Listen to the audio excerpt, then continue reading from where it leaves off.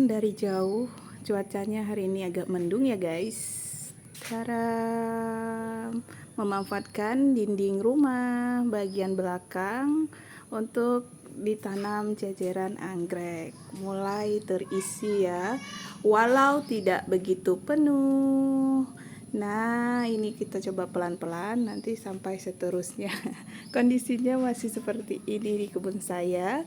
Masih sedang belajar dan merawat, masih sedang belajar menumbuhkan, masih sedang memantau kegiatan pertumbuhan anggrek.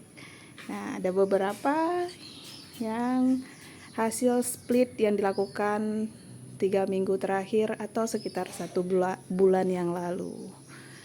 Nah ini beberapa kondisi lainnya. Wow, ada yang udah mekar bunga, ada yang mekar bunga hari ini. Cukup rimbun. Wah, ada yang gagal bunga juga. Nah, kondisinya beragam ya guys. Tidak harus semuanya bagus, tapi bagaimana kita belajar untuk memantau hal-hal yang perlu diperhatikan, hal-hal yang perlu dicek kembali, hal-hal yang perlu dipelajari kembali. Nah, beragam kasus yang membuat kita jadi ingin lebih belajar tentang anggrek. Nah, ini beberapa. Wow, ada yang mau mekar juga guys. Ini baru belajar berbunga guys, hasil dari split yang beberapa bulan lalu. Nah, ini anggreknya seperti ini. Akarnya menempel pada pot sabut kelapa. Kalau teman-teman menggunakan pot sabut kelapa, maka akan seperti ini. Nah, akarnya menempel dan keluar seperti ini. Ada baiknya ini digantung ya. Akar kita gantung di mana? Di sana. Wah, ini baru pertama kali dia belajar berbunga guys, hasil dari split.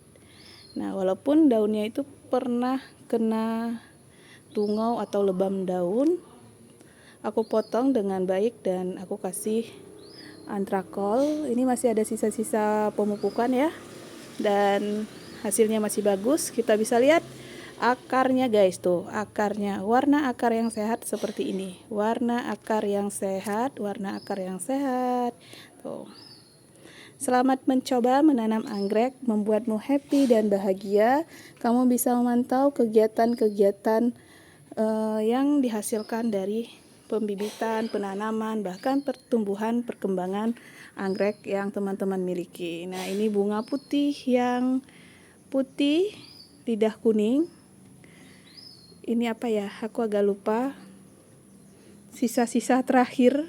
Nah, kalau seperti ini, alangkah baiknya dilepas ya posisi-posisi daun batang nih.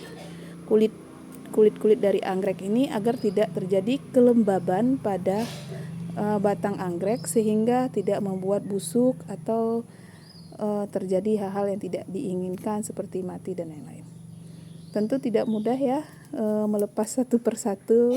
Biasanya dilepas kalau habis disiram. Jadi, nah ini ada beberapa yang akan tumbuh kekian dan lain-lain nih. Nih, kita harus melepasnya pelan-pelan jika ingin dilepas.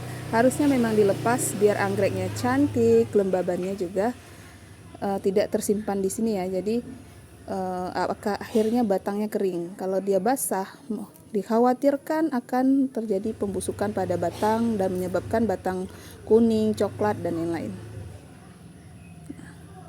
Kalau sudah begini, biasanya sudah selesai bunga, batangnya bisa dipotong lalu bisa ditanam kembali bagian-bagian yang ini. Kalau ingin dipraktekkan untuk kegiatan split dan lain-lain. Kalau tidak, ya dibiarkan saja sampai nanti dia menumbuhkan kekian seperti ini. Nah, ini kondisinya bermacam-macam ya. Ada yang kalau cuacanya lagi adem kayak gini tuh enak ya ngelihatnya, segar, tanamannya juga segar. Wah, apa yang terjadi dengan dia? Kalau menemukan kasus seperti ini harus segera ditangani ya. Nah, memang harus sering-sering dipantau agar kita tahu kondisi-kondisinya. Ayo kita tangani dia. biar tidak menular. Nah, kondisi anggrek lainnya. Nah, ini akarnya ini kering, tapi ini bagus. Dia membawa akar yang bagus, guys, tuh. Udah menempel di dinding, jangan pindahin lagi. Aku juga punya vanda. Nah, vandanya ini daun baru. Daun baru, dia daunnya seperti ini, artinya dia masih dalam pertumbuhan, belum akan berbunga lagi, belum tutup daun. Tempo hari beberapa kali sempat berbunga ya. Udah ada spek juga. Nanti coba kita kembang biakkan lagi. Wah, ini cukup besar vandanya, umurnya juga kayaknya udah cukup lama. Aku belinya memang sudah sedewasa ini. Selamat menikmati.